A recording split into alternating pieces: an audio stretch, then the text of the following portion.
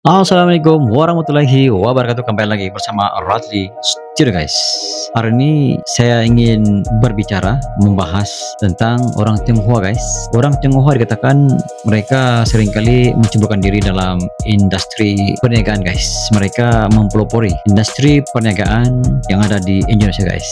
Namun bukan hanya industri perniagaan yang mereka pelopori guys, mereka cemplungkan diri, tapi mereka juga bergiat dalam sudut lain guys. Mereka ada yang jadi Pak Polisi, ada yang menjadi TNI. Hari ini saya ingin membahas bagaimana 8 general turunan Tionghoa yang sukses berkarir di TNI guys. Ini satu perkara menurut saya yang sangat luar biasa. Pada kebiasaannya TNI ini, ataupun kalau di Malaysia panggil sebagai askar ini, di monopoli ataupun majoritinya adalah orang lokal guys. Namun bedanya di Indonesia ini, mereka begitu bersikap terbuka. Ramai di kalangan Tionghoa yang lebih suka berada pada posisi sebagai TNI guys. Ini satu kelebihan kepada Tionghoa Indonesia, kekuatan jati diri mereka sehingga mereka terpanggil untuk menyertai TNI guys. Bagaimanakah faktanya? Ayo simak video ini.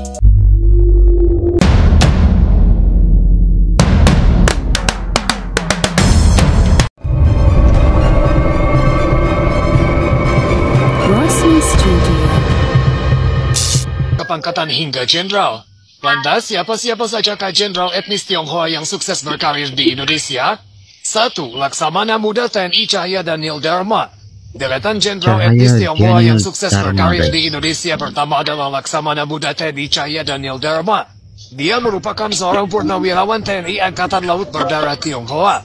Nama aslinya adalah Chon Li Cheng Chuan. Lahir di Manado 9 Maret 1911. Wow. Dia mendapatkan gelar Pahlawan Nasional Indonesia oleh Presiden SBY pada tanggal 9 November 2009. Prestasinya sangat luar biasa karena menjaga kedaulatan rakyat Indonesia. Khususnya di Angkatan Laut, beliau memimpin dalam rangka mengarahkan pelayanan kapal yang menyangkut komoditas ekspor.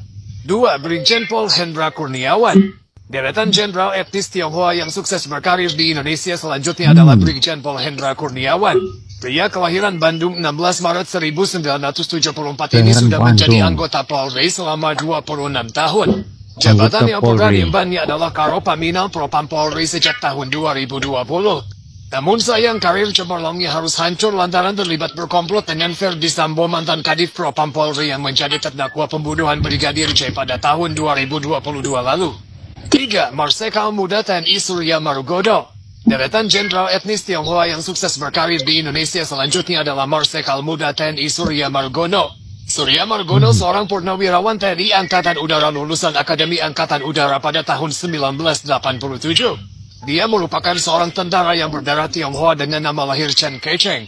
Dia pernah menjabat sebagai Pasahli TK3 Binhubin Panglima TNI. Sebelumnya ia pernah menjabat sebagai Direktur Debais TNI. 4. Letnan Jenderal TNI Kuntara. Deretan jenderal etnis Tionghoa yang sukses berkarir di Indonesia selanjutnya adalah Letnan Jenderal TNI Kuntara. Dia merupakan jenderal berdarah Tionghoa dengan jabatan tertinggi di perwira tinggi militer. Dia merupakan lulusan Akabri pada tahun 1963. Karirnya sangat luar biasa, pernah menjadi Pangkostrat menggantikan Letjen TNI Wismoyo Aris Munandar. Kuntara sendiri sebelumnya menjabat sebagai Danjen Kopassus. 5. Maijen TNI Dr. Daniel Chen.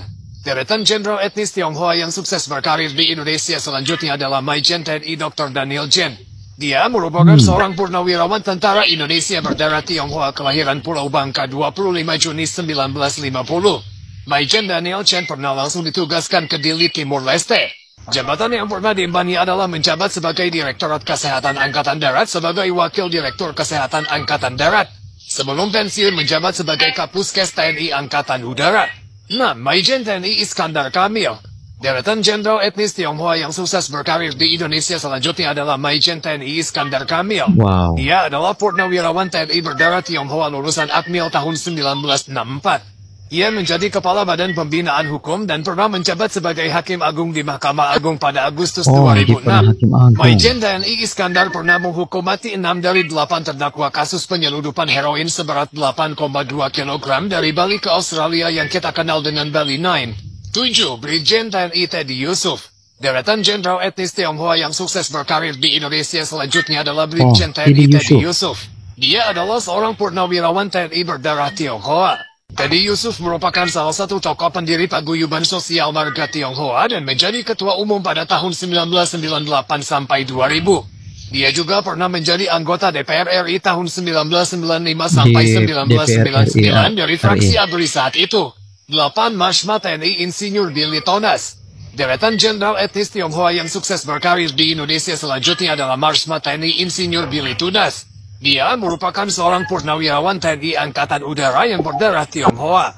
Marshma TNI Insinyur Billy Tonas merupakan lulusan Sekolah Komando Kesatuan Angkatan Udara ke-30 dan Naval Postgraduate School 1978. Jabatan terakhirnya adalah Kepala Pusat Data. Demikianlah guys, cuplikan video berkaitan dengan bagaimana orang Tionghoa bukan hanya mempelopori industri perniagaan guys. Mereka juga mempelopori TNI guys. Ada yang jadi Polri, ada yang jadi TNI, bagian udara, darat. Mereka begitu mempunyai rasa tanggung jawab untuk memastikan Indonesia itu berada pada keselamatan yang stabil guys. Biasanya hanya warga lokal yang begitu bersemangat untuk memastikan negara berada dalam keadaan yang begitu aman, harmonis, terjaga dari segi berbagai aspek guys. Namun dalam situasi ini warga Tionghoa tidak kurang hebatnya guys. Mereka merasakan mereka juga bertanggung jawab untuk memastikan Indonesia itu berada pada tahap keselamatan yang sangat terjamin guys. Ini satu situasi yang memberi dampak kepada pemikiran orang Tionghoa bahwa mereka bukan hanya berpikir tentang Indonesia itu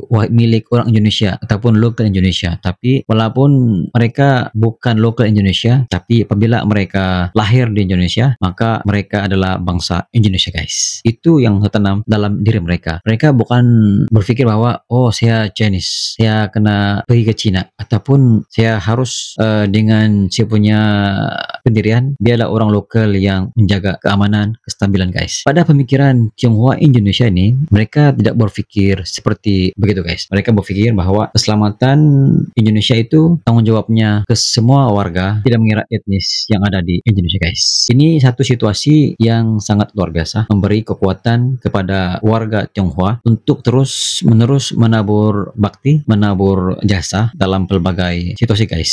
Ekonomi Indonesia dipacu oleh warga Tionghoa. Dalam masa yang sama, Tionghoa juga berusaha keras untuk memastikan Indonesia itu berada dalam keadaan yang stabil dari segi ancaman musuh di luar pesisir laut, dan juga memastikan Indonesia itu sentiasa dalam keadaan yang aman dan damai guys. Menurut Anda bagaimana? Apakah peranan Tionghoa ini betul-betul memberi dampak kepada perubahan Indonesia guys? Walaupun satu ketika dulu Indonesia ataupun pemerintah Indonesia membuat satu dasar tentang bagaimana mereka tidak mempedulikan tentang Tionghoa guys. Namun pemerintah silih berganti. Apabila pemerintah mempunyai pemikiran yang terbuka, mereka tidak membeda-bedakan guys. Maka di situ timbullah satu perkara yang dinamakan sebagai Bhinneka Tunggal Ika. Berbeda-beda tapi tetap satu jua. Konsep ini yang dipegang di Indonesia dan mereka bersatu dalam satu bahasa, itu bahasa Indonesia, maka mereka adalah bangsa Indonesia guys. Itu sedikit sebanyak pandangan daripada Rohati Studio. Sekiranya Anda mempunyai pandangan terkait dengan cuplikan